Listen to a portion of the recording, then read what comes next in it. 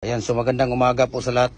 Ito po ang set natin, ito po ang complete set natin ng pins concrete post na 8 feet po siya, 8 pieces.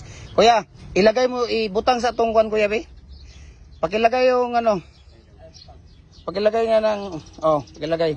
Yan ang ginagawa ni kuya. Kung gusto mo 6 feet or 7 feet or 8, pagka 8 feet, wag na niyang lagyan ng ganyan. Pero pagka gusto nyo ay 6 feet lang ang gawin ninyo, pwede nyo ilagay, pang condemn yan siya, 6 feet, 7 feet.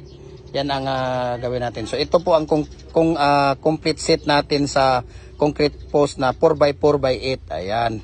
So, yan po ang ano natin.